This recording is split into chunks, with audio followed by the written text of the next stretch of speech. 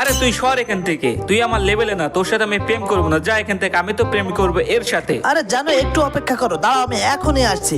আমাকে তো কিছু একটা করতে হবে। এই তো আমার জানুর মাপটা আমি এখান থেকে নিয়ে নিই, এই যে সাইজটা না। আচ্ছা ঠিক আছে, কোনো ব্যাপার না, একটুখানি অপেক্ষা করো, আমি এক্ষুনি আসছি। এখন দেখো, এখান থেকে কিন্তু আমি সুন্দর করে এই কাঠটা নিয়ে নিয়েছি, তারপরে কিন্তু আমার জুতোর উপরে লাগিয়ে দিয়েছি। আমার বাটুলের বুদ্ধির সাথে কে পারবে? এখন আমার সাইজটা তো আরো দারুণ।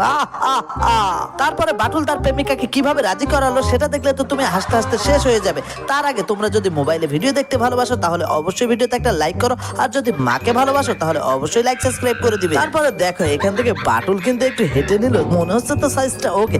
এখন দেখো, এই বেডশিটটা পেয়ে তো আরো খুশি। এখন তো তাকে যেভাবে হোক এই জুতোটা ঢাকতে হবে। আর এখন দেখো কেমন একটা ড্রেস বানিয়ে নিল।